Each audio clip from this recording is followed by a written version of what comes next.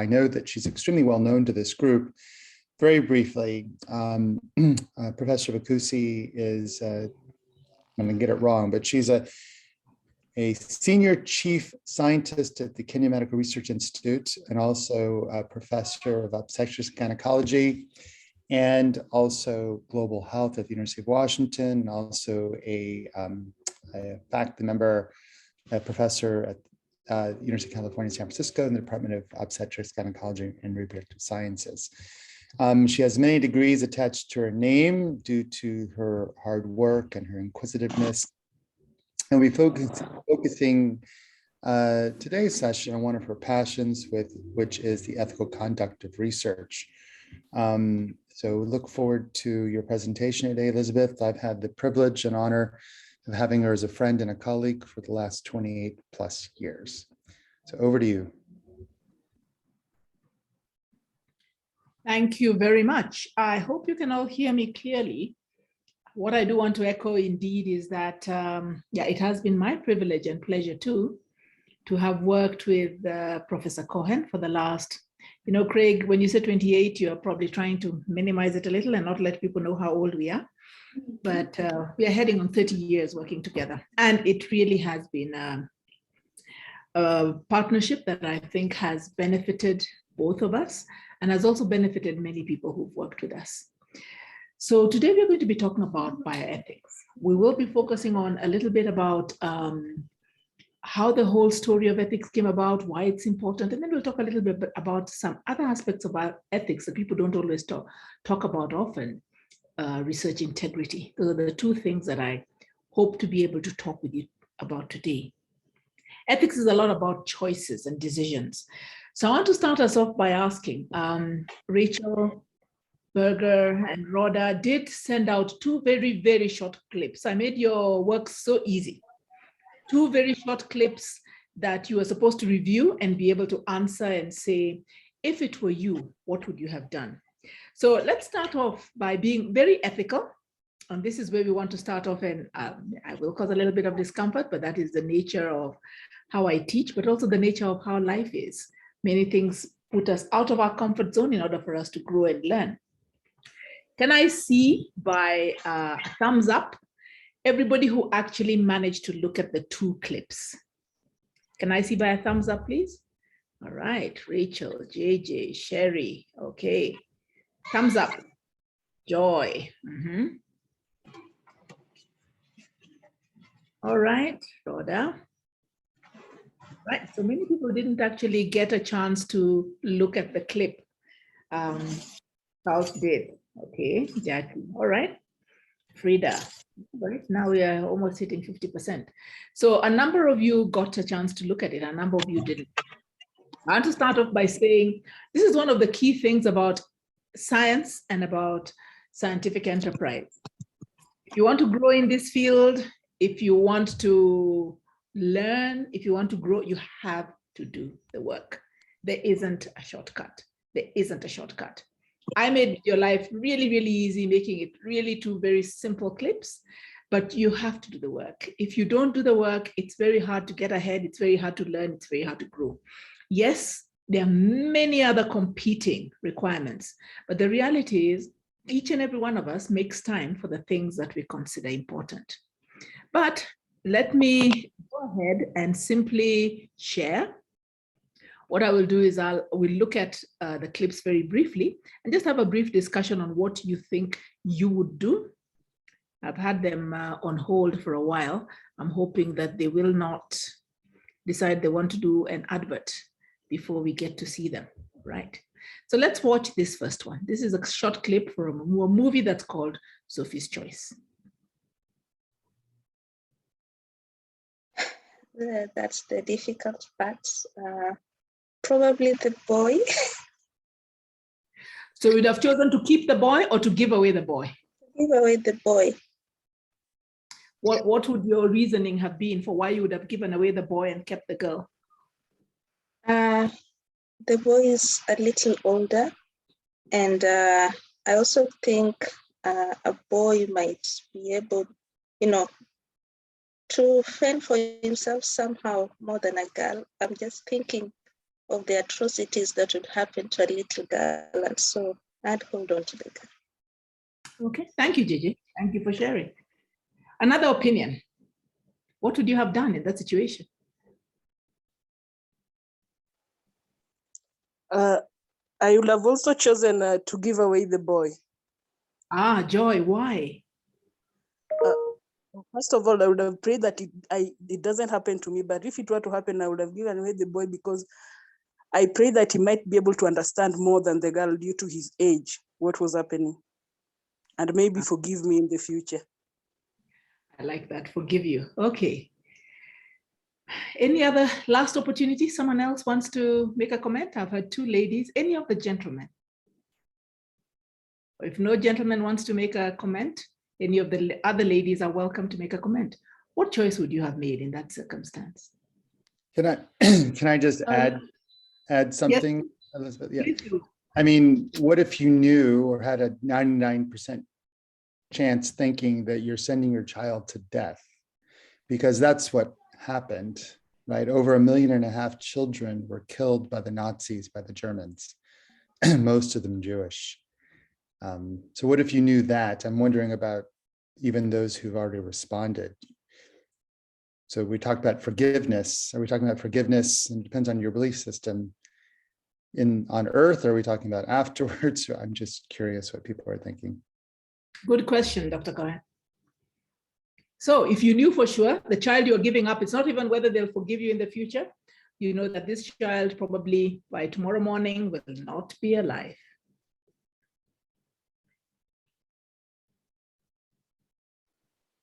Edwin, are you able to speak, or your audio has a problem? Edwin, do you want to go ahead and tell us?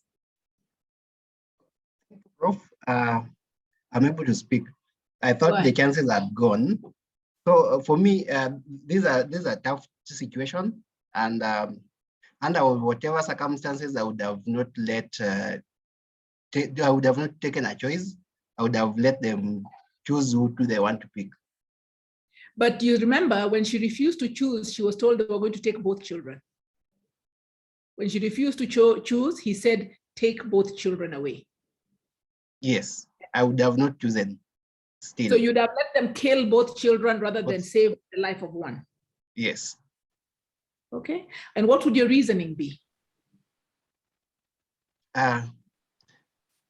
Having reasons to choose one and over the other, that is tough. So you would choose both die rather than one lives? Yes. Okay, interesting. One last comment, if anyone has any comment, or even the faculty, if anyone wants to make one more comment. It's a painful scene, by the way, and these are difficult choices and very emotive for very many people. These were not easy times. They were not easy decisions. Very, very, very, very difficult, extremely difficult. Any last comment? May I come in? Yes, Frida, please. Yes, as for me, what I would do in that situation, I give up myself for my children. But they were not giving you that choice, Frida. They were not telling you it's you or them. So even if you give up yourself, that was not going to save the children.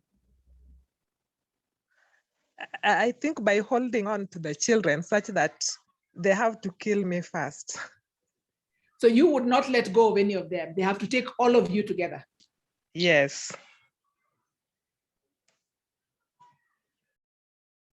Is that the situation, Frida? You would hold on. They would have to kill all of you together. You're not giving up any child, but you're also not going.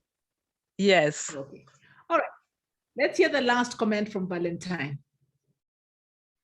I think I'm more in support of what Frida has stated, because it becomes a difficult situation. One of your children, you want to make a choice one over the other. How about if at one time, maybe this one you have maybe never survives, or the one who was taken comes back and ask, why did you choose over me instead of the other? So I'll go in support of Frida. So in support of Frida, you're saying you're not taking my children, it's over my dead body. You have to kill me first before you get to my children. Yeah, and holding a little bit, maybe something else could come to happen that maybe get in saving all of you or either of you, rather than letting that decision in a haste the way they want you to make the choice. So very noble, but as Dr. Cohen, as Professor Cohen told you earlier, the reality of the world we live in is that difficult as those choices were, most of those individuals who made those choices, there wasn't the choice of whether they survived or didn't survive, and there wasn't the choice of whether people would be there tomorrow, and many people died. And I use this, if you forget everything else I've said, I hope you will remember that bioethics is not about black and white. Bioethics is about choices and about decisions. And research ethics is also a lot about choices and decisions. And those are the choices that people have to make on a daily basis, both the individuals who are conducting research, the individuals who are part of the research process, people who review research and make decisions about whether research should go on or not, people who make choices about whether they sponsor research or not, and whatever comes out of research, how it's disseminated. All these are choices. So I wanted just to use that as an opportunity for you to think about choices, choices, choices. I'm coming from the point of view that I assume that for many of you, perhaps, bioethics is something you've heard about, maybe listened to, but not always looked at it, perhaps from a slightly deeper perspective. I'm not even going to do a deep dive just because of the amount of time we have. And I'll say from the outset, I've borrowed these slides from a very good friend of mine, and Professor Walter Jaoko, who does a talk for us on an overview in bioethics and talking about research integrity. So he's the one who gets credit for all this work that he did to put it together. But I'll just walk you through them so that we're able to think about these issues of bioethics. So we'll talk about what it is. We'll think about medical ethics, bioethics, global ethics, and then we'll look at a little case study before we move on to talk about issues of research integrity. So if at any point in time you want to stop me, please go ahead and stop. I'd be happy to be stopped to have a discussion. If nobody stops me, then I'll keep going until I get to the point where I think I should stop. So what is bioethics? Really, it's a branch of philosophy that thinks about issues of morality and moral principles. And it's a question about good versus bad, right versus wrong. And it's about decisions. And that's why I wanted us to start off by thinking about a very difficult choice that a mother had to make about her children. We make decisions on a moral basis, moral decisions every single day. Now, ethics is not about the quantity of decisions, but it's about the quality, the choice. And you can see that even from that short discussion we had, there were so many differing points of view, from they'll have to kill me first to get to my children, to give up the son, or, I didn't hear anyone say they would give up the daughter. Most choices were give up the son because he might survive, he's older, all kinds of things. And ethics gives us an opportunity it's a tool really to think about making good decisions rather than making bad decisions. Bioethics leads us to the study of values and of principles, and also helps us be able to define our beliefs and what we consider as norms. So what are values? Values are things that are dear to us, things that we care about. And many things that people care about are things like justice, family, issues of equality, truth, honesty. In Kenya right now, as we get towards elections, there are all these issues coming out about, are these people honest? Have they done the right thing? And we base this on the society we live in. We base this on the religion we are part of.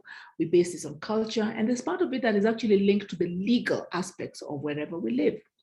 And sometimes there are conflicts that happen, like, for example, there can be a conflict between being faithful or faithfulness versus caring.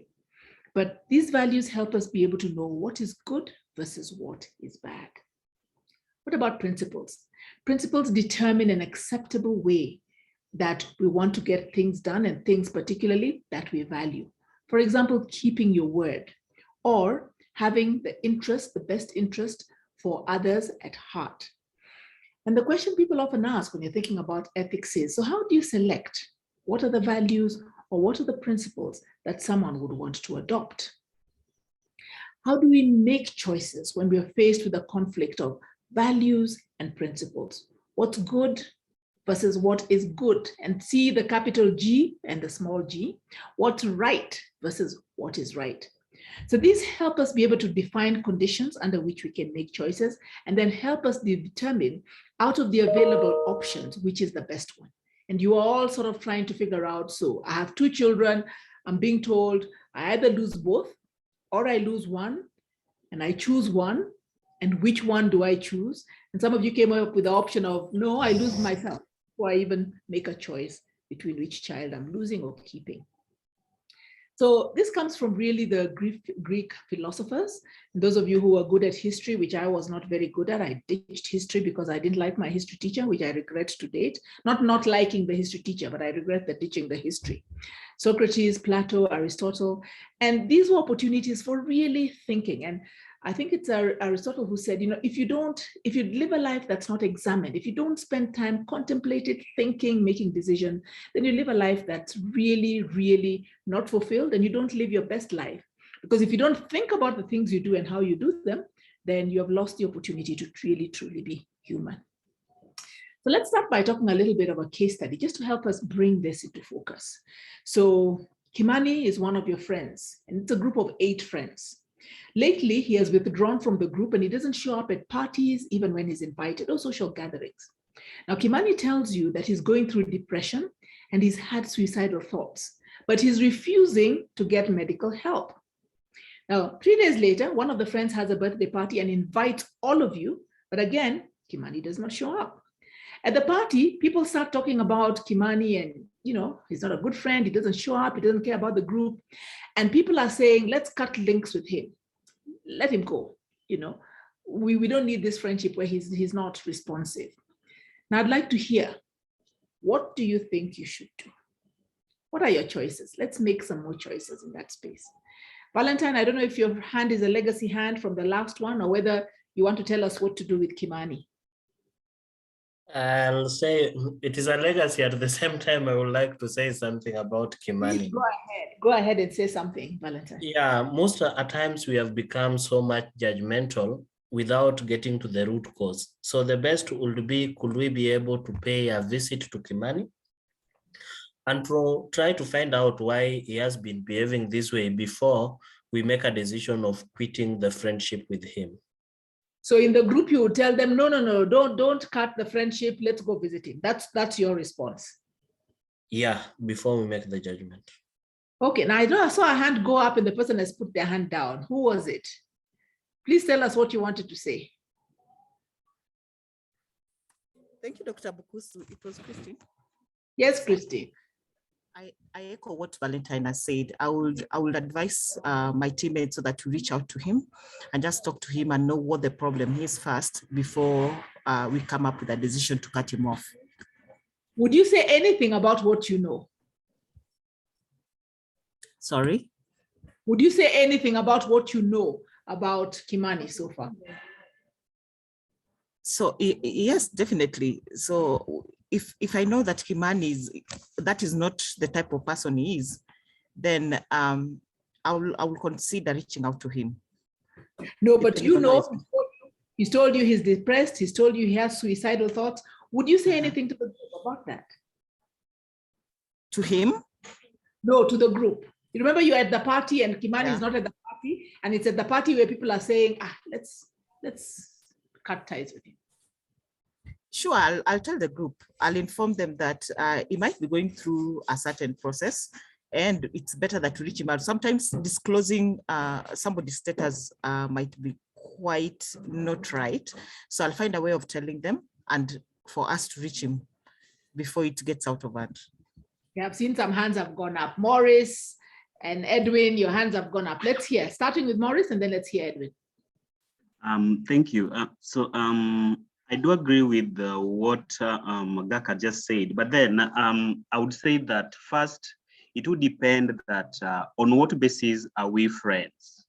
Are we party friends first, or where does our friendship stops? Then secondly, the fact that Kimani has confided in me, I mean, if he confided that, disclosing at this group could be of no benefit to him, considering he said he's in depression, I would agree with what the other colleagues have said. But then if disclosing at this group would be of help to Kimani, and again, from my assessment on our friendship, as we said before, then I think talking to the group would be important for Kimani and would be important for in this situation.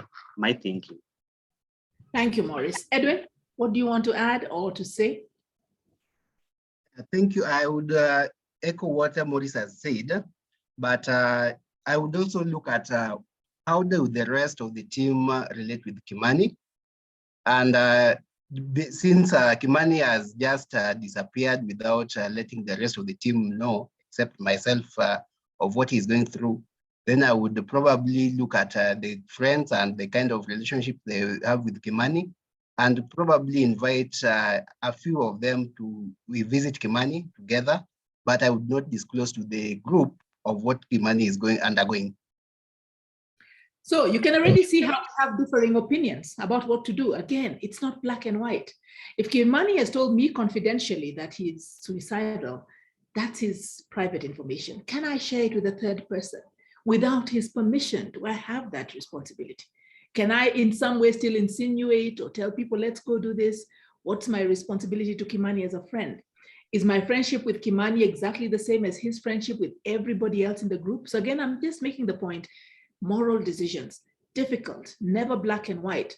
If I do know that Kimani is suicidal, and now I know if they even ostracize him even further, and I say he wants to commit suicide, what do I know one of the other friends may say, or what they may think, or what they may do? So really many decisions that people need to make. That was really just to help illustrate the fact that some of these decisions we are making on a moral basis are very challenging, but they really come into real life.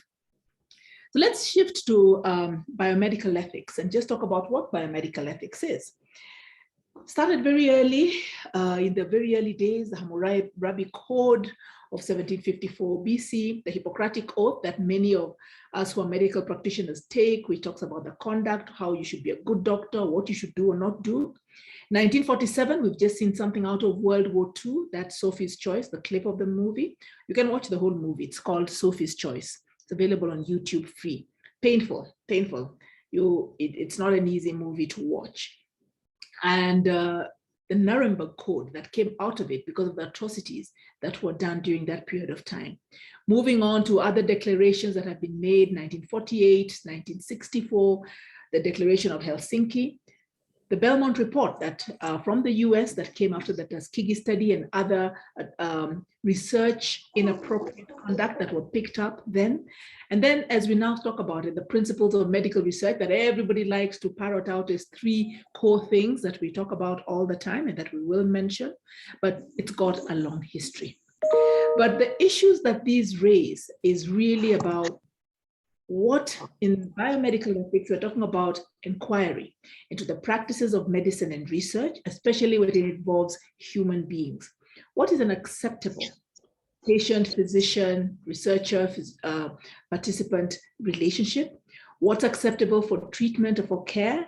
And how do we use moral principles that we apply in these situations? And sometimes these principles can end up with that. This is a book by Tom Butcher and James Childress that really espoused on the issues of the 3 core principles that we like to talk about is the basis of the principles we consider when we're doing biomedical research. And what are these? They can either be broken down into 3 or into 4 when we divide 2 of them. The non-maleficence and beneficence can be divided into 2, but we're talking about autonomy and it's about respect for persons. Some people talk about respect for autonomy, but I think it's respect for the person, which means you respect their autonomy, you respect their decisions, their ability to be able to choose and make decisions. The non-maleficence, doing no harm, beneficence, making sure that we are maximizing the good. And then the question of fairness and lack of discrimination that boils down into what we call justice. So these are the basic principles of biomedical ethics that we use in the conduct of research that we do on a regular basis. But then we need to think about the other aspects of it that comes into the question of law and also in the practice of medicine. And again, I'm going to the next to talk about the issue of this issue and look at it from the case of this particular case study. Now, again, this happened especially during the COVID pandemic in the last 2 years. So let's put you as the doctor in charge of the only hospital with ICU facilities in your county. You have one ICU is currently available. There are 4 COVID-19 patients that have come and arrived within 5 minutes of each other. The first one is a 90-year-old man. He has late cancer of the prostate, then followed by a 38-year-old female who's a mother of 6 and is expecting her 7th child. After that, we have a 20-year-old newly married female engineer. And the last one is the governor of the county, and is about 55 years old. So let's pause for a minute, and I'd like to ask, who are you going to give that bed? Any takers? I think I would give a priority to 38 years female who has 6 children and already pregnant, because she has a greater responsibility of taking care of 6 children, and also there is a life that she's carrying. All right, Hannah has told us what she would do. Valentine, let's hear what you would do. I may ask the question first. Have they come all at once, or there is interval? They came within 5 minutes of each other. So in a 5-minute span, bang, bang, bang, bang, you have all of them there. So it's not like you had one come and you've made a decision and then there's another. So there's nobody you're taking off a bed to give another one a bed. They've all just arrived. Within 5 minutes, you have these 4 individuals and you need to make a decision. So Valentine, Wow. and then It becomes tough, but for the 90-year-old man with prostate cancer, I'll not make a decision of giving the bed. The governor may be able to find somewhere else, because in other areas, and he has got some good cash, he may manage somewhere. The newly married engineer, we may have so many engineers. I'll go for the 38-year-old with 6 children. All right, 2 people have voted for the 28-year-old. All right, Charles, who are you giving the bed to? It's a difficult one to call, but first I think if these people come within a space of 5 minutes, it will give me, as a medical practitioner with my team, chance to review their vitals. Because at that point, actually, it is a situation we're almost facing recently when we had high numbers of COVID.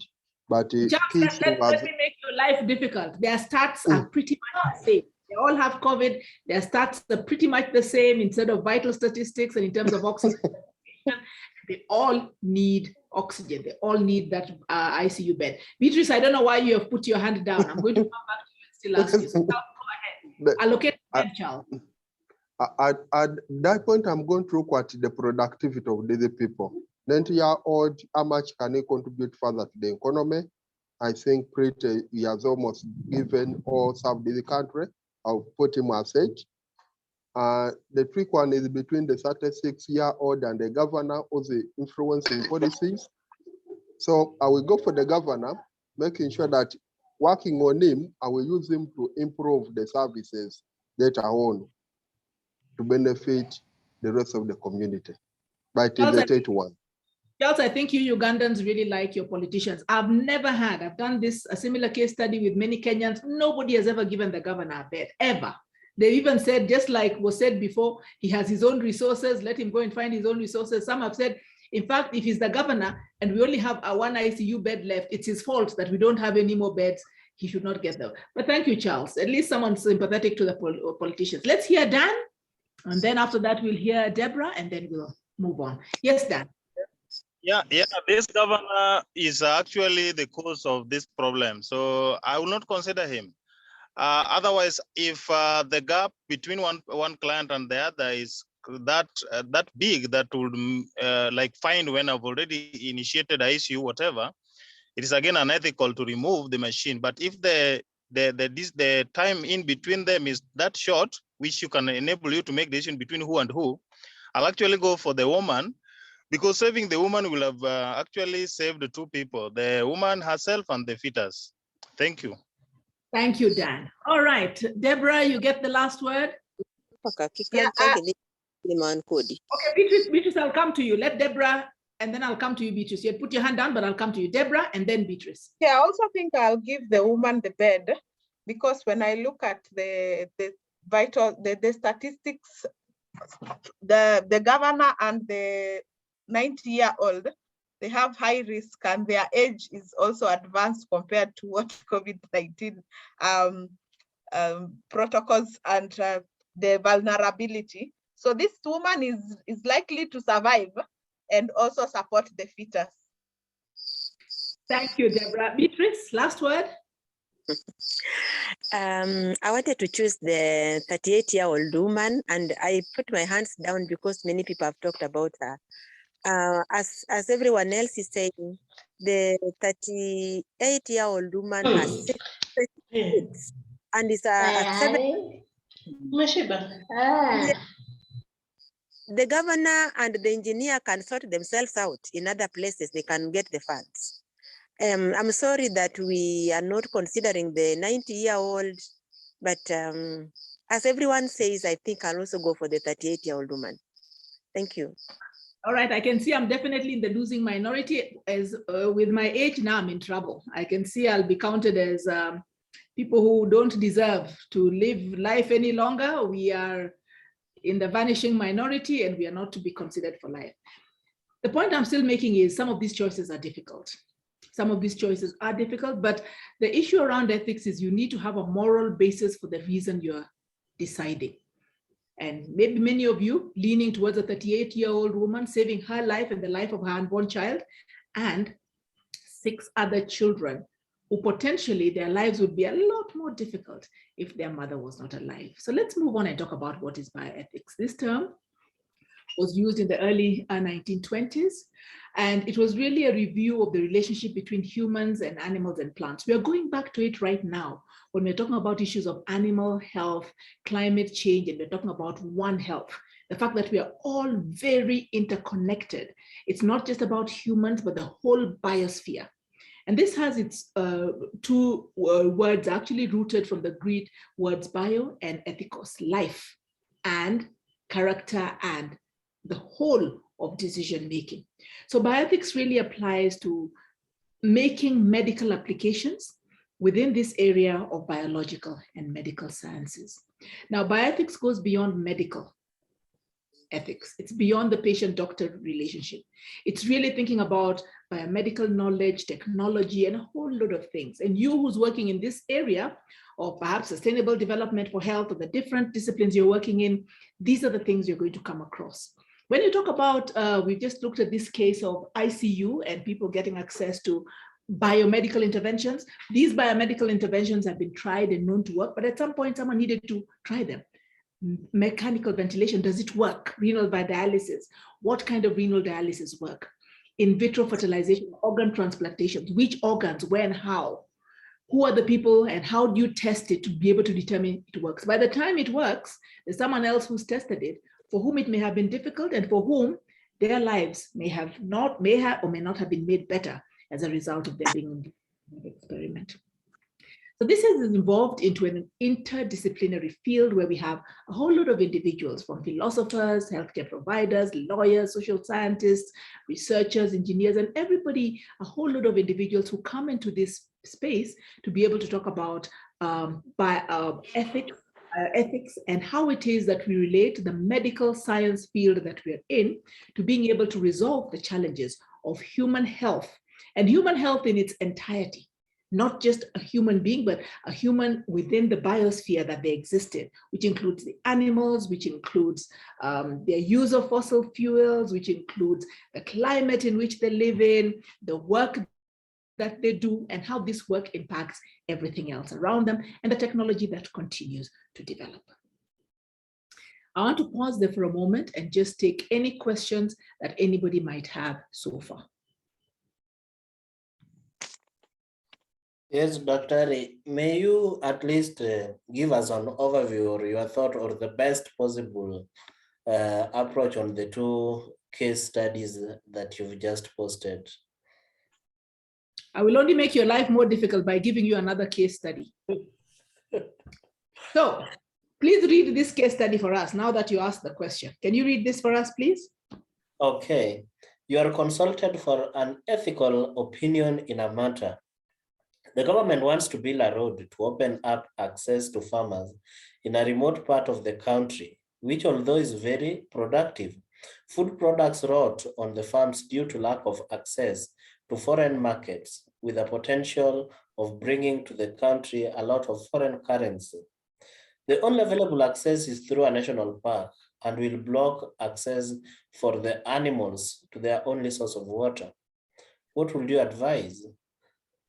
What will you advise should be done and why? Thank you very much. All right, the floor is open.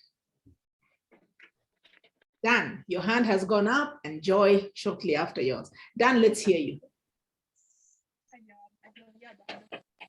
Okay, let me just find out how much they have and then you let me. Okay, I'm not sure you're talking to us, but Dan, your hand is up, but you have not unmuted, so we can't hear anything. Dan?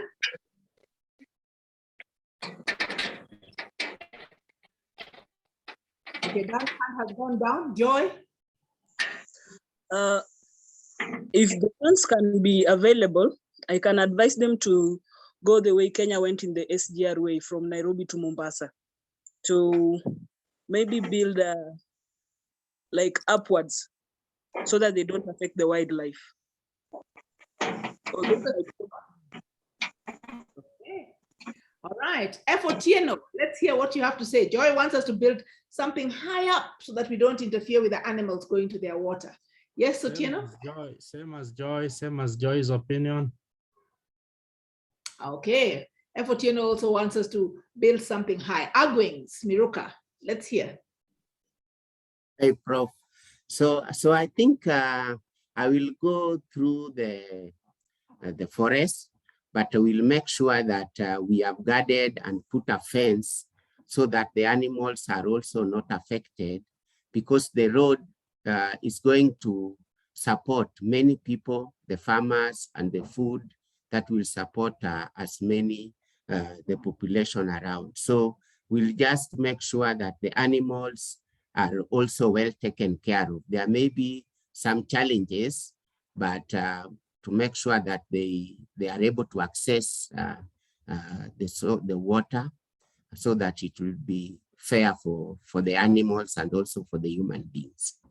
Okay. Thank you. Thank you. So I'm clearly speaking to the converted. I'm preaching to the choir here, because all of you are concerned about the animals and the welfare of the animals. So you are recognizing that these animals are important in their own right, and that they are not necessarily just a means to an end, not just because they provide perhaps tourism for the country, but that they have something to contribute, and that their welfare should also be taken into account. Now, the question that had been asked, that can I point you in some direction?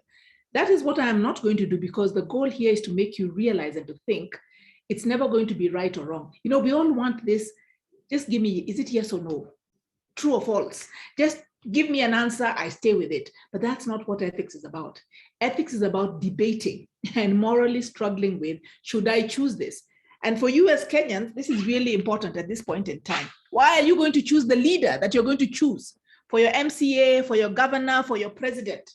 Are you going to choose them on the basis of their ethnicity? Are you going to choose them on the basis of their track record? Are you going to choose them because you just like their politics, or you like what they wear, or you like, what is it? So you're not asking me to tell you who to vote for. So why should you ask me to give you an easy answer about bioethics? It's the same thing. You have to morally struggle with what is your choice and why are you making that choice? Are you making the choice because your neighbors make it? Because everybody around you says this is the person we vote for? Or because everyone's saying, no, let's not make this choice, let's not choose this. What is the basis of your choice? Okay, so you need to struggle with that decision, because it's contextual and it will depend on when and where as to what you decide. Briefly, let me cover the issue on global bioethics, and then we will return our attention to research integrity. I know that many of you know and already are aware of ethics review committees and what they do, what they consist on. So I didn't want to focus on those things that are very basic and pedantic and are very routine. And that's why I wanted to take you to a realm where you're thinking beyond. What's an ethics committee? Do I need to get my proposal approved? Yes. You're going to do some kind of a proposal. You're going to put it through your the Maseno Research Ethics Committee. It's going to be reviewed. They'll tell you yes or no. They'll tell you what to change, who you're getting content from. So those are basics that you have to do. But I want you to think beyond that to understand why do we do it, and then think about what the moral values and choices are. So what's global bioethics? We move from just thinking about bioethics to thinking about this is something that crosses the borders. And some biological issues, COVID has been a perfect example, cannot be solved within a certain border. COVID didn't stick to one country, but many things don't stick to one country. Global warming, air pollution, water, lack of it, terrorism, pandemics like what we've been facing, organ transplanting, trafficking rather. All these things, they affect people across the board. So they're global. And governments can't really make impacts unless they work together. Even if we do everything we want about trying to improve the climatic conditions here, if people in China and people in the US don't do the same, then it's a drop in the ocean that doesn't make a lot of difference. So in addition to the other biomedical principles, we think about intergenerational ethics. We are custodians of what we've inherited, and we want to preserve it for the future generations who are to come. We have to think about issues of international social justice, where there's poverty, exploitation, human trafficking, dumping of toxic wastes. So we need to think about across countries, across the globe, what are the important issues? And then really thinking about issues of equity and justice. We constantly talk about concerns, for example, of brain drain. Highly trained, very well trained and very capable, but countries don't pay enough. So move to another country, move to a place that pays you what you're worth. But brain drain in the process, you will make use of your skills, you will do a good job, probably earn, many times what you would have earned earlier, but your country may not have the questions it wants answered in the same way because you're not there to be able to make that difference. I want us to think about a case scenario that will be the last thing that we think about in this realm before we shift our focus. And I'd like to ask for a volunteer to read this out for us. Anyone to volunteer?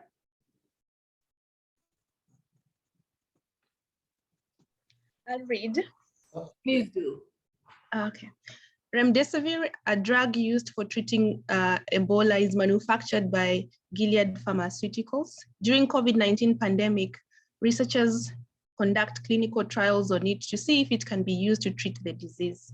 Results show that it is useful in lowering COVID-19 viral load and shortens duration of hospitalization in the severely sick. After the results of the study, the US government orders all the available stocks of remdesivir, clearing it and making it unavailable to any other country needing the drug. Does this raise any ethical issues? All right, so let's hear some comments. Efotieno, your hand has shot up like a bullet. Oh, sorry, that was legacy, sorry. That was legacy, all right. Deborah, please go ahead. Yes, I know the US government is a superpower and they can do that. But again, you see, there is no equity in this and also justice, as we spoke about the principles of ethics. The other countries need this drug to support them in the process, but because of the way they have the power that they are misusing, they cannot be able to release that, and they have taken it in a selfish way. So I think it's not fair for the other countries. So you say it's not fair, and we want to hear Marcella and Dan, but let me ask, who does the US government owe their first allegiance to? Who votes in the US government? So of course it's citizens. So it's citizens. So were they protecting their own citizens? Was that wrong of them to protect their own citizens? I'm just pushing back. It's fine, but again, it is not fair for the other countries also, because they have taken everything. All right, Marcella, let's hear you. Thank you, Doc. I think the US is being unfair, and it's what we call apartheid or medicine apartheid, whereby you segregate between who to give the medication or not. Yeah. So they've taken all the medication away, and the other people who might be deserving of it, not necessarily like because the US have a good healthcare system, but compare it, let's say, for example, here in Africa, we don't have a very good healthcare system in most countries. So it is wrong for them and unethical for them to actually remove the particular drug away from the market, from the pharmaceutical industry, for example. It's the same thing that is happening also with the patenting issue about the vaccines for COVID as well. Thank you. All right, Marcella. Dan. Yeah, it's an argument between whether the citizens are going to use or misuse, use or abuse the drug now that the need is going to be high. We want to find out, does the FDA approve the drug or not? And if it is approved, what are the doses and things like that? On the other hand, we also want to ask whether if this is done in good faith to other countries like my other friends have spoken or not. We compare with the situation of 1947 where the syphilis study, where penicillin was actually availed, but then those participants who were in the study were not given the medication because they wanted to see the natural history of whatever syphilis. So there's pros and cons in the example. Back to you. Thank you very much. So some harsh words, some that are grounded in truth, some that are grounded in speculation. And again, my question would then be, someone said we have poor healthcare systems in sub-Saharan Africa. Whose fault is it? Who are the citizens voting into government? What are those people doing in terms of decision-making? How are they using their resources? So do we want to blame another country for decisions that our own leaders and countrymen are making? I'm not asking an answer, I'm just asking you to think about it. Now I'm going to shift our direction a little bit, then I'll come back to the question of choices. So we're going to talk about, now that was sort of a preparation to think about how we get into research and just giving you an overview of how we think about the issues of ethics and the moral decisions that need to be made. But it's because of those atrocities that happened during World War II and all the other things that you all would know. You're quoting for me Tuskegee and the syphilis trials and so on. Those are the things that made the mandate that as a researcher, I can't be the one making a decision to say, I'm doing this research, I'm starting, let me go ahead. There has to be an independent group that reviews it, that okays it, that has oversight, that what I'm doing is acceptable, the science is sound, and that I'm not putting human beings, or even if it was animal research, animals at undue risk that is not required to be able to answer the questions that I might have, and that the questions I'm asking have scientific validity and value that will give important outcomes that can be for the use of improving life. And I'm talking about life in its bigger form, humans, climate, animals, and everything else around them. But then we get to the point where you are collecting data or you do want to disseminate data. And this is another area where ethics comes in. And that's really where I want to go to. And I want to talk about research integrity. When I talk about research integrity, what are we talking about? We focus on three main things.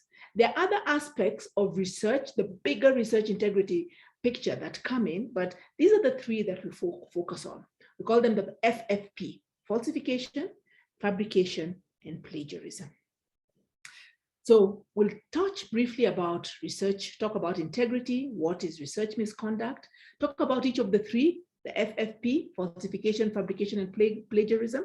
I'll just touch briefly on the Office of Research Integrity that I know you don't have at Maseno. We don't have it at KEMRI. We've been talking about trying to put it up. We've not been able to organize ourselves and get those officers put. And then if we have time, we'll just look at a case study. If we don't, we'll just shift to something else and finish. So what is integrity? Okay. Integrity is really about doing things in the right way. And I want to refer you to the Singapore Statement on Research Integrity. That's an important thing for you to be able to look at. I know you all know already or think about integrity in some way, wholesomeness, decision-making, honesty, transparency, and all the other words that you'd use when it comes to integrity. But when I'm talking about it in the case of research, refer to the Singapore Statement that you can find on the webpage that I've listed there that really talks about the issues of what we expect in research. Because remember that the value and the benefits of research are dependent on the integrity of the research itself.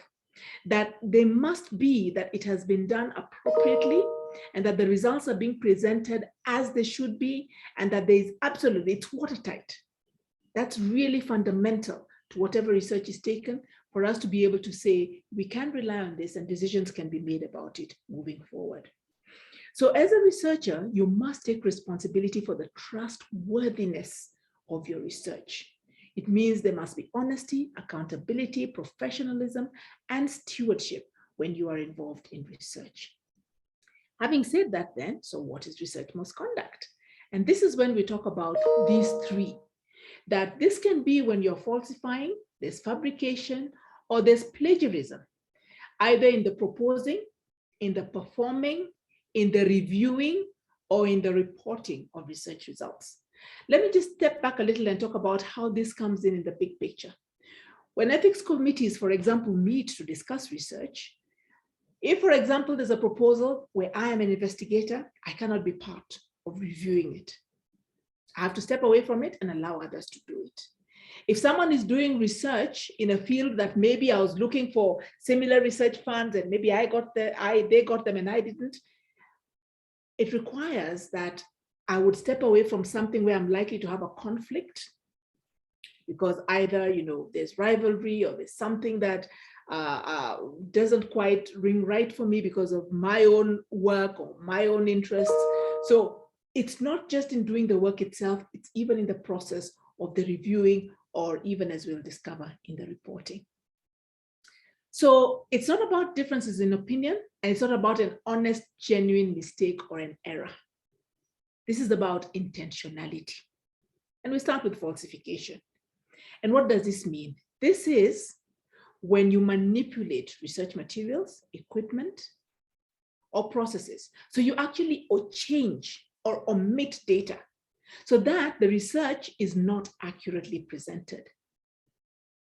Now, this sometimes can happen in the process of doing research where someone is unsure, something wasn't quite collected, that temperature wasn't measured, 30, was it 36 point, was it 37 point? You cannot go and just make up a number. Let's just, it's likely to have been normal. Yeah, right, it's 37.2, whatever it is. It needs to be accurate. Changing, omitting, manipulating, that is falsification. If it wasn't collected, the data is not there, it is not there. You don't go and add it. Oh yeah, all these others are 20, so let's just make this one 20 as well. That is falsification of data. What about fabrication? Now, this is making up data or results and recording and reporting them. It's when somebody is asked to be a research assistant and they decide, this data, it's so hot and working in this hot Kisumu sun every day. So they go and sit under a mango tree and they just start to make up names. This one is Onyango Otieno. This one is Otieno Aboga. This one is John Kamau. This one is Philip, whoever. And they just make up data, completely making it up. It doesn't exist. They've just conjured it out of nothingness. This is fabrication, completely made up, and then providing this as if it was genuine and appropriate data. So making it up, not changing what's there, but completely making it up. This is just a cartoon to be able to illustrate this. You're free to carry out whatever research you want, so long as you come to these conclusions. Conclusions have been predetermined before you even collect the data.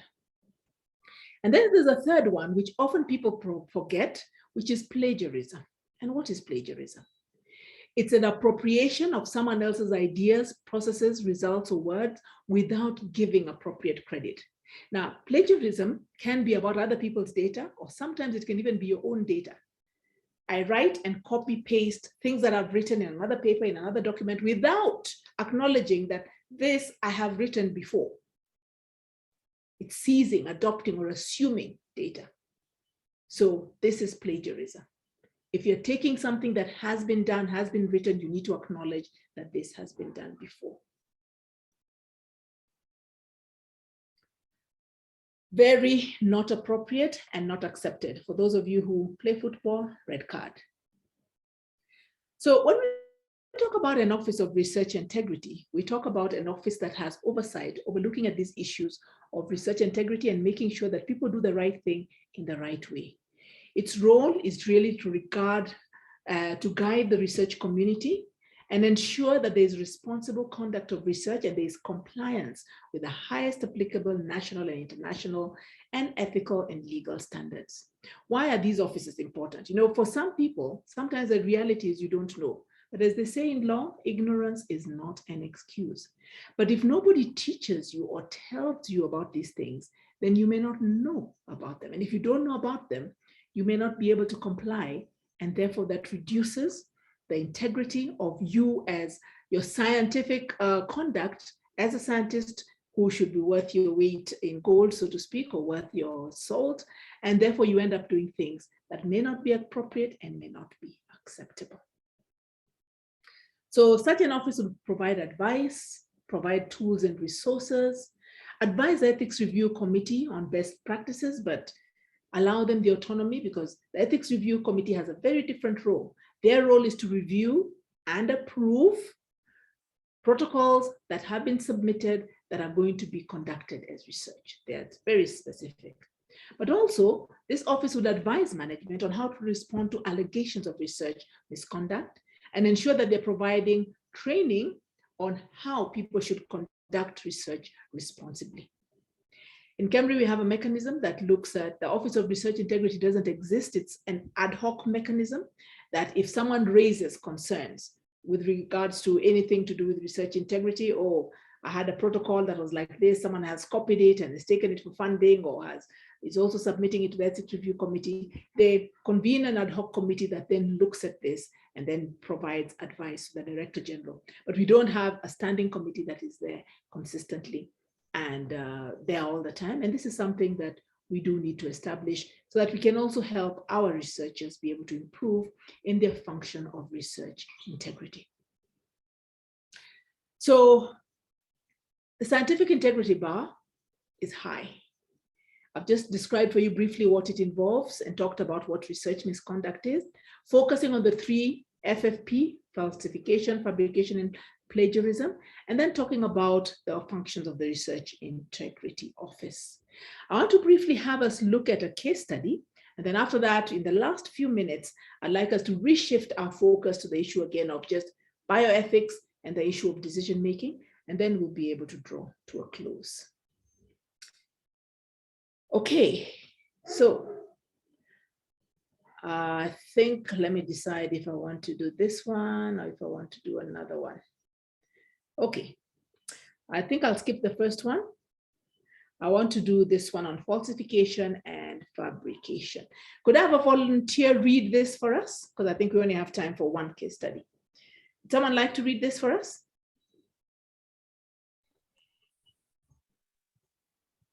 Any volunteer? Dr. Robert Rando et al. From Harvard Medical School sent a manuscript on their research to Proceedings of the National Academy of Sciences. Journal sent article to Dr. Bridges, a professor at Bio's College of Medicine, for peer review. After 1 month. 1 month, returned the paper saying was working on same subject and therefore could not review it. After publication of his findings in Science, Dr. Rando complained to NIH, the funding agency. Is that it? Go on. Dr. Bridges altered date to suggest falsely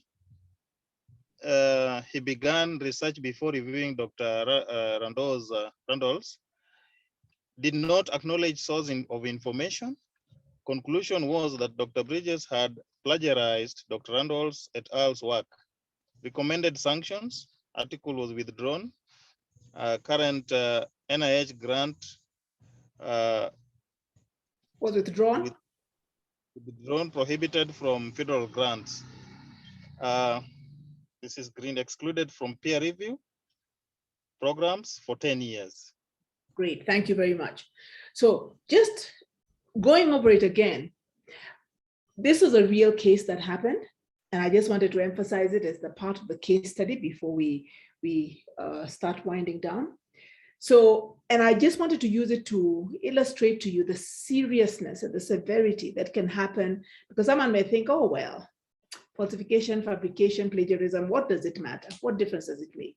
It can make a huge difference. This was a well-renowned researcher who was given a journal article to review, but he returned it saying after 1 month, oh, I'm doing the same work, I can't review. And then what happened is he then ended up publishing, essentially plagiarizing and publishing the paper that had been sent to him to review, because they were working in the same area. So the original person, Dr. Rando, complained to the funding agency saying, you know, my work has been plagiarized by somebody else. So it was now when investigations were done that it was discovered that he had altered dates to suggest that he had begun work before this paper was sent to him to review. When he published, he never acknowledged the source of information from where he had got it. And the detailed findings showed that he had plagiarized Dr. Randall's work. So what happened? The document that he had sent in that was published was actually withdrawn. He had a current NIH grant that was withdrawn. He was actually prohibited from actually getting any federal grants from a period of time, meaning he could not apply for and would not be considered for any funding for the work that he wanted to review. And even because, remember, he saw this work because it had been sent to him to review. He was excluded from reviewing any peer-reviewed programs for 10 years. Now imagine if someone is doing research and you're losing funding, the funding you have has been taken away from you, you're excluded from being able to be a peer reviewer, you're excluded from getting any grants or applying for any grants. That's literally, from the research viewpoint, it's almost a death sentence.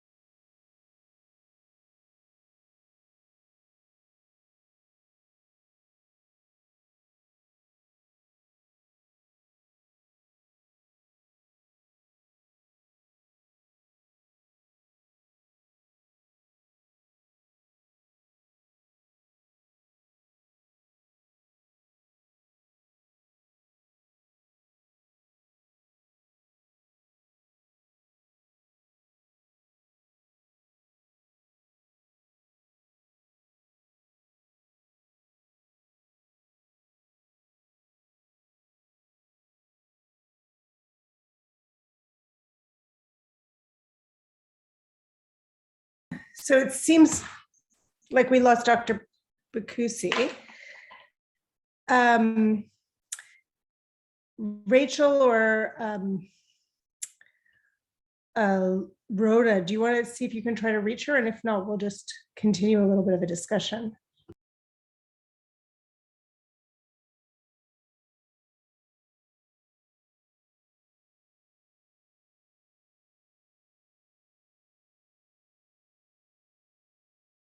Sure. Why don't we continue the discussion? I'll put up the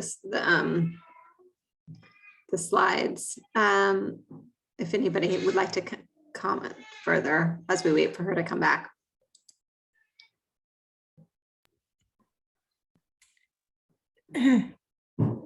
So Does anyone have any thoughts or comments about this case?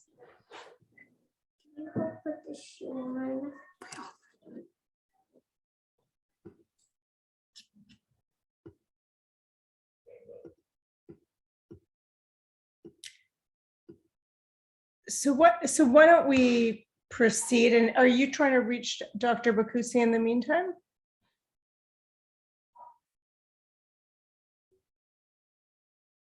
Sure, it looks like she only had one more slide.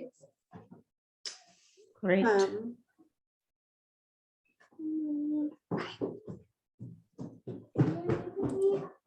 Well, in the meantime, I mean, maybe while we're waiting, I'll just make a comment. So I think what Dr. Bakusi is talking about is very subtle, sorry, very severe cases of plagiarism and falsification.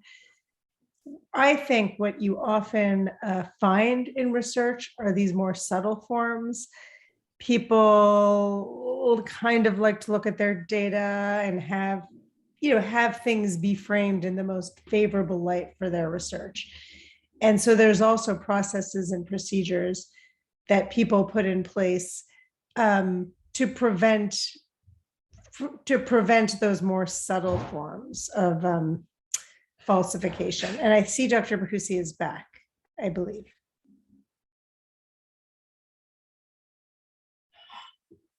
Do we have you, Dr. Bakusi?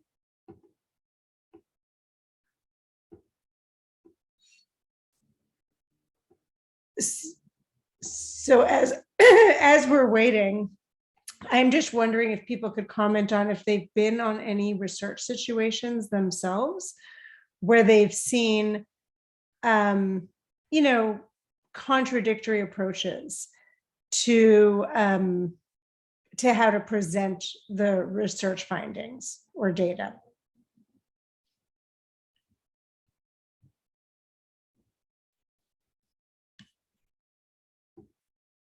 And maybe I can give a more specific example. You come up with a very clear analysis plan before you look at your findings. And then you start looking at your findings and you find out, if we had looked at it this way, we may have found, it may have made your findings look more favorable. And then you decide to change your study question a little bit to present the data that's most favorable. And I'm just wondering if that has come up for people on their research teams that they've worked on, where they've had to speak up and remind people to maintain that research and that integrity of the original question. And there's Dr. Bakusi, who is back. So I'll just see if anyone has a comment on that, and I will turn it back to you. Thank you, Sherry. The power went out and all my backups went down with it. So I was trying to get onto the other modem and the power just disappeared, the whole estate. So sorry. No problem, Dr. Bakusi. I was just raising the point that the points you raise are very flagrant examples of violation of research ethics, and those are less often encountered.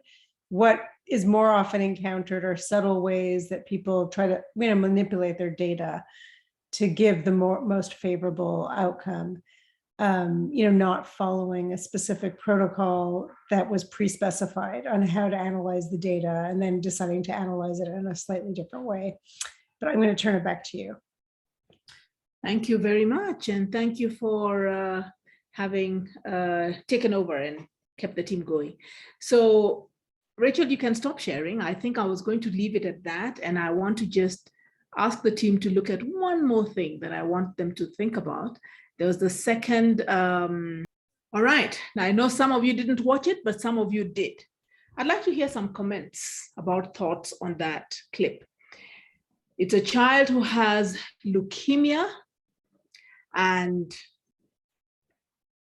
the parents are running out of options of how to treat the child, and the doctor is suggesting some new, novel ways, of course, found by research that has been done, that allows them to be able to do what they call a pre-implant genetic modification or testing to ensure that the child, if they want to have another child, this child will be a perfect match for the child who has leukemia and therefore will be able to donate cord blood, will be able to donate other, perhaps, blood products that will help this child with leukemia live. This is from a movie that's called My Sister's Keeper. Again, you can watch it. The whole movie is available as well, free on YouTube. And again, I want to ask the question, what would you do? Ethics is a lot about choices and decisions. Any takers, what would you do? Ruth, your audio seems to be on. Did you have a comment?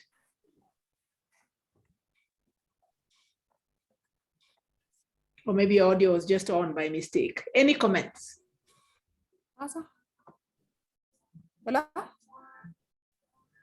Okay, we can mute Ruth. I think she's not talking to us. Hello, Ruth, can you hear us? Ruth may be talking to somebody else. Any comments? Have I just shocked you, or is that you're thinking you're not sure what you would want to do? There's a lot of silence. Yes, Marcella. It's a tricky situation, but as a mother, I would go for it. You know, you try to make a perfect baby to save another baby. Yes. Okay. And is it ethical? Is it reasonable to create a donor child? Is that fair on the donor child? I'm not pushing back on you, Marcella, specifically, but in general, is it fair to the donor child that their creation, their whole coming into being is because someone wants to save their sister's life? Any other comments? I think I would not go for it. Why, Beatrice? Would you let a child die knowing that there could have been a possibility of saving their life, and yet your choice will mean they probably won't live? Go ahead, Beatrice. But is it ethical? Is my question. That is the question we're asking. Is it ethical? Is it unethical? Is it unethical? Have you done anything wrong? It is not ethical. Please argue why you say it is not ethical. What is not ethical about it? No. What about the rights of this other one that we are making to save the other one? Okay, it would be so good to save the other one, but what about the rights of the other one? But you will love the child, you will bring them up, you will give them everything else you could have. No, but the only advantage is that they can contribute to keeping the other sibling alive. But what about this one that is contributing to the other one's keeping the other one alive? We are denying this other one something, and therefore it is not ethical. I would not go for it. All right, Beatrice. Valentine. My question would be, is that the only option? Is there any other way that can be tried? Because go ahead, Valentine. Even if that is the case, there is one, we have talked of autonomy, and would we respect the autonomy of the other child? Because we will make decision that he has not consented for. We are just thinking and then to use him. How about when he grows old, he says he does not accept such? Are we going to force him to keep the other one alive? Very good questions. Very good questions. Christine. So if I'm making a decision as a mother, I think I'll go for that option, because I look at it this way.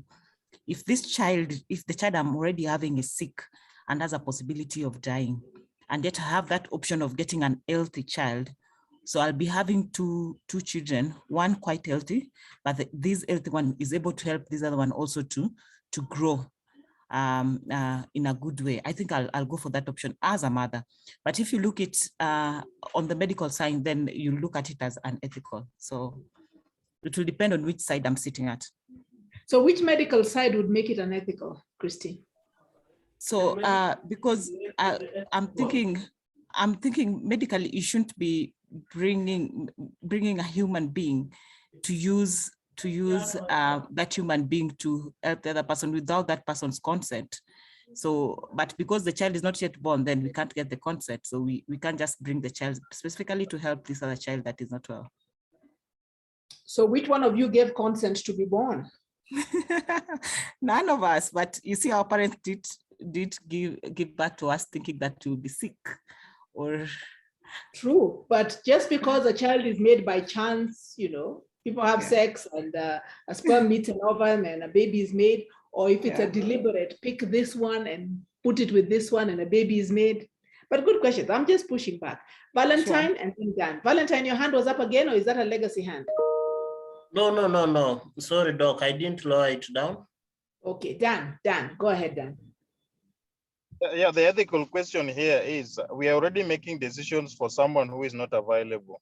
They are not even aware that we're making a decision on them. So the same question somebody asks, of course, we will be able to help them make certain decisions until they're 18 or 16, depending on where they will be born or which part of the earth they will be born. But then after 18 or whatever, when they're adults, in their minds against the decision the parents made on them, there will be another, we'll be having an ethical quagmire between the donor and just like organ donation. Did the person consent, and were they okay with that particular whatever organ being removed? Even if it's a family member, they really have to be. And then there are also a number of questions like who is going to do that? Are they okay with the person who is going to do the exercise? So there are a number of ethical issues that the procedure is going to run us into. But if that is the only option, then the parents will not actually have any other option but to go with it in order to save the child that is actually having the leukemia. Dan, are you planning to become a politician? Not really. Because you've told us yes, no, and maybe in the same sentence. You've given us a 360 of every possible answer, but good. Hannah, your hand went up and then your hand went down. Did you change your mind about what you wanted to say? And then we can go to Joy. No, I didn't change my mind. What I wanted to say is that I would go for it, because since here it's a matter of saving life, and the person donating the organ is a child, as a parent, I think I would consent on behalf of that child so that we can save the life of this other one. All right, Joy. Joy, go ahead before we finish with Morris and Agwings. I think I would look for another option, because this one now entails genetic research and genetic testing and everything to find that perfect child for this other one. I believe maybe the doctors and other researchers may have to maybe go through maybe different embryos or other things. And it is quite hard in itself and unethical in my point of view. Thank you. Morris? I might just have a question to help me maybe answer this inside of me.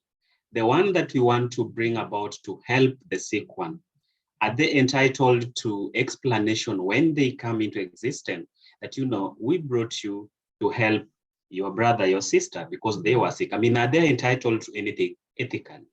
Maybe you can help me that in the team. Morris, I want you to tell me, do you think they're entitled? And if they're entitled, when do you tell them? When they're 8, when they're 12, when they're 16, when they're 18, when they're married? What if their sibling doesn't survive? What if their sibling does survive? When do you tell them? Are they entitled? When do you tell them? So I was just thinking loud because, I mean, ethically, this child who is not around yet is entitled to consenting. But you see, in this case, they are not around. So as parents, we are, and forgive me for using this, we are arguing with our eggs. We want our eggs to consent that that we need to save this child. So sincerely, no, I don't know what to answer. Okay, Agwings, you get the last word. Yeah, thank you, Prof. So I think I will go for it because we know the unborn child and even this younger child, the parents have the power to consent and to make right decision on behalf of their children. So going by that, and because of the research, the doctor, and this is maybe a new method of trying to save the life of this child, I will go for it because we are trying to make decision on behalf of this younger child. And given the choices, trying to get this baby so that we can save the other child I think takes priority, and also even this child might survive with this new method. So I think we have the caregivers, the mothers have the power to consent on behalf of their children, even unborn child, so long as that decision is going to save the life of their children. So that is my take. Thank you. That's a good note on which we need to end, because we've reached the top of the hour. You said the power. Having the power does not mean what you've done is right. You can have the power to make the decision. Does that make the decision you have made right? That's the question. Now, I've heard people almost emotionally talking about it's unethical or it's ethical. If you forget everything else I've said, forget everything else we've talked about this afternoon, I want you to remember one thing. Please don't ever say it's ethical or unethical without saying your reason for why. Something can be ethical in one circumstance and very unethical in another. You need to be able to have a moral argument or a moral judgment for why you are making that decision. Why are you making that choice? Why is it yes or no? Why are you having that baby or not having that baby? And just to finalize it, and then I'll hand over back to Rachel, there's something that's been in the social media in Kenya. So for Sherry and Rachel, I want you to be aware of this. There's an incident in Nairobi on Monday. A young lady was driving a car. She was in a traffic accident where I think she hit a pedestrian. She got out of the car, was trying to help the pedestrian. Then the border riders, the motorcycle riders, came and mobbed her. Now, because she recognized she was at risk, because they were not paying attention, the person she hit was injured, but I don't think they had died. They were just injured. And in the process, she got back into her car and tried to drive away. They blocked her. But then there was this horrible viral movie that went, a video clipping that went viral that was showing these people pulling her, trying to pull her out of her car. The reason they actually didn't pull her out is because she had a seatbelt on. But they ripped her clothes. They ripped her clothes in the process. They took her car keys, they harassed her. And she was screaming horribly in that video. Now, why am I using this? Moral choices again. Someone asks the question, in all this mob of people who were screaming and saying, take her out, someone was actually saying, don't beat her, leave her. Someone else asks, who was taking this video? Rather than taking the video, why did they not help her? Someone else will say, but they took the video, which went viral, which has actually prompted some actual action around the border riders who often will, flaunt traffic rules. They hit you, and then the whole lot of them come and blame you for one of them who has hit you, not them who are doing a traffic offense. Why am I ending with this? To say, whenever you want to say something is morally right or wrong, whenever you want to say, was this right or wrong, you need to have a reason for why you're saying what you're saying. Circumstances must be judged in context. You must look at what's happening, and you must be able to make moral choices. That's where ethics comes in. What are your values? What are your principles? And what are the principles you're using to make decisions, and the values that you're drawing on in order to make those decisions? We're talking about it in the context of research, which is where our focus is, but these are decisions you will make on a daily basis in the regular life that you live. I'm 3 minutes over time, so I do want to stop it there. Unless someone has a burning question, I'd like to turn it back to you, Rachel, and we can close out. Great. Well, thank you so much, Dr. Bakusi, for such a wonderful and engaging discussion. I really appreciate it, and I'm sure all of our students did as well.